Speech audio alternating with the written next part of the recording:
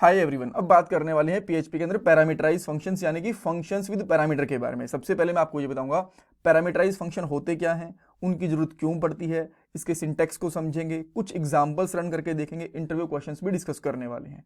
और ये हमारी पीएचपी की प्लेलिस्ट है, 36 वीडियोज आ चुकी हैं और भी बहुत सारी वीडियोज आएंगी। उनके बाद एक प्रोजेक्ट भी आएगा और हर एक टॉपिक के साथ हम लोग इंटरव्यू क्वेश्चन भी कवर कर रहे हैं जो आपकी जॉब और इंटरव्यूज के अंदर काफी हेल्प करने वाले हैं। सो ओवरऑल काफी इंपॉर्टेंट प्लेलिस्ट है, पूरी प्लेलिस्ट देखना, लिंक मैंने आपको डिस्क्रिप्शन बॉक्स में दे दिया।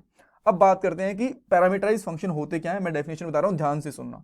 जब हम लोग फंक्शन को कॉल करते टाइम फंक्शन के अंदर कुछ डेटा भी पास कर देते हैं तो वो फंक्शन एक पैरामीटराइज फंक्शन बन जाता है।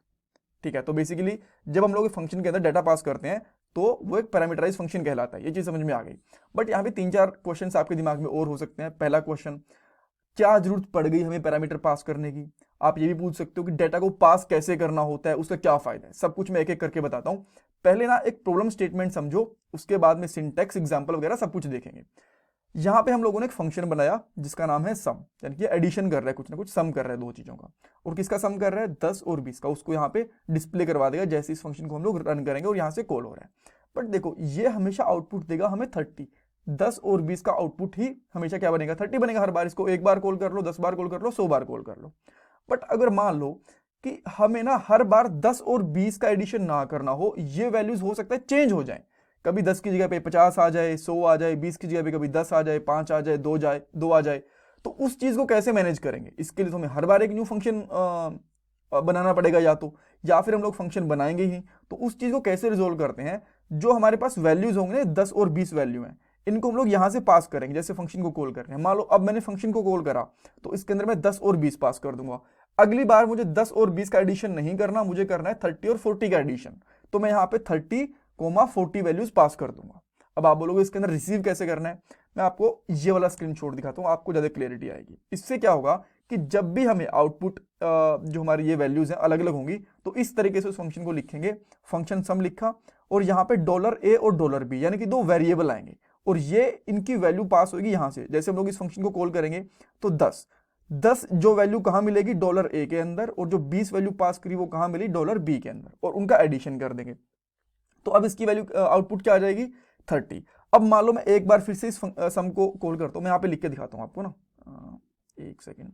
मान लो दोबारा मैं इसको एक बार फिर से कॉल कर रहा हूँ यहाँ पे, और इस बार मैंने कर दिया यहाँ पे 100 एंड 200। तो अब इसका आउटपुट क्या आ जाएगी? 300। देखो, फंक्शन हमारे पास सेम ही है बिल्कुल, right, but output different different आ जाएगी पैरामीटर की वजह से।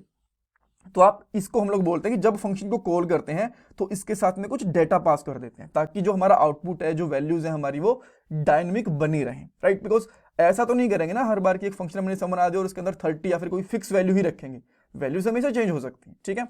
अब देखते हैं इसको कोड के अंदर की कैसे करते हैं। और यहाँ पे एग्जाम्पल मैं आपको 2-3 बताने वाला हूँ। पहले ये वाला एग्जाम्पल देख लेते हैं। मैं एक फंक्शन क्रिएट करता हूँ जिसका मैंने यहाँ पे नाम रखा सम, और इसके अंदर मैं क्या करता हूँ, सबसे पहले करता हूँ एको। मैं जैसा मैंने वहां पे करके दिखाया था वैसे करके दिखाऊंगा 30। तो और मैंने इस फंक्शन को कॉल करा सम। तो अब देखो क्या यहाँ पे आउटपुट आएगी, हमें पता है कि इसकी आउटपुट 30 आने वाली है। यहाँ पे आते हैं, इसको रन करते हैं, 30 आ गया, ठीक है। अब मान लो मुझे 30 आउटपुट नहीं चाहिए, तो मैं क्या करता हूँ, यहाँ पे 20 एंड 50 ये दो वैल्यूज पास कर दी, मुझे इनका आउटपुट देखना है। तो मैं यहाँ पे क्या करूंगा, $a के अंदर किसकी वैल्यू आएगी? 20 की। जो हम लोगों ने यहाँ पे फर्स्ट वैल्यू पास करी वो फर्स्ट पैरामीटर के अंदर आएगी, जो सेकंड वैल्यू पास करी वो सेकंड पैरामीटर के अंदर आएगी। ये फिक्स ही होता है। और यहाँ पे एडिशन किसका करेंगे? $a प्लस $b, राइट, हो गया, ओके। अब इसका आउटपुट एक बार चेक करते हैं। पहले इसका आउटपुट कितना आ गया? 70, बिल्कुल सही है। अब मैं एक बार ना यहाँ पे एक br टैग लगा देता हूँ ताकि अगर मैं इस फंक्शन को मल्टीपल बार टाइम कॉल करूँ ना तो मुझे आउटपुट मेरी नेक्स्ट लाइन के अंदर दिखे। अब इसमें कोई फर्क नहीं दिखेगा आपको, बिल्कुल सेम दिख रहा है, ठीक है। अब मान लो मैं सेम फंक्शन यहाँ पे कॉल कर रहा हूँ और यहाँ पे पास कर देता हूँ 100 एंड यहाँ पे 200। अब देखो अगली बार कितने आउटपुट आई? 300। अब मैं इसमें कुछ भी जो मेरा मन करेगा, यहाँ पे लेट से 23 एंड 76 ये आउटपुट कर रहा हूँ, तो इनकी आउटपुट ये आ गई।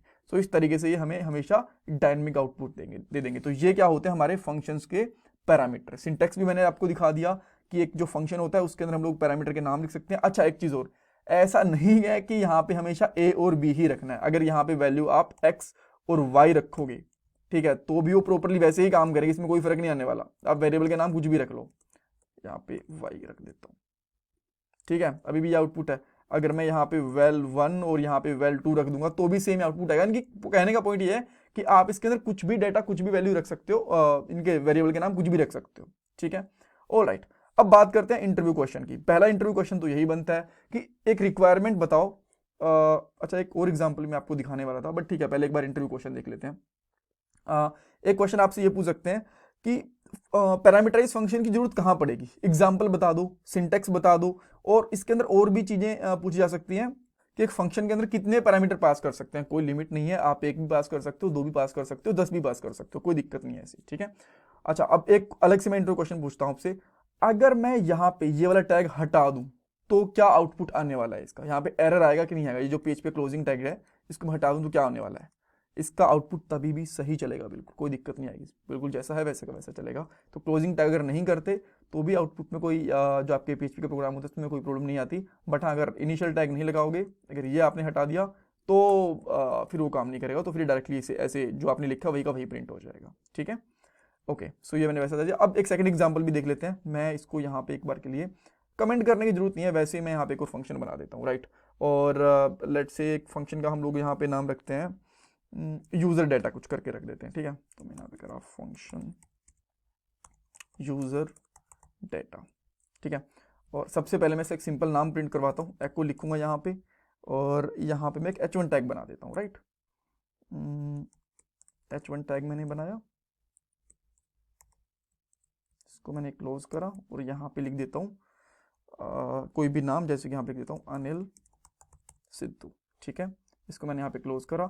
आफ्टर दैट मैं क्या करूँगा, इसका कलर भी दे देता हूँ। लेट्स से कलर मैंने यहाँ पे दे दिया, स्टाइल देना पड़ेगा ना,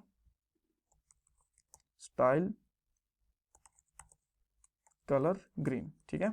अब इसको हम लोग रन करके देखते हैं इस फंक्शन को, यूजर डेटा। इसको डायनेमिक बनाएंगे, अभी बनाएंगे 1 मिनट में।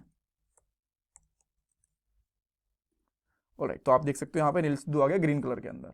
अब मान लो मैं इसको जो कलर और नेम है ना, ये डायनेमिक पास करना चाहता हूँ, तो मैं यहाँ पे एक पैरामीटर लूंगा $name, दूसरा लूंगा $color, ठीक है। और $color को मैं कहाँ रखूंगा, यहाँ पे रख दूंगा $color, और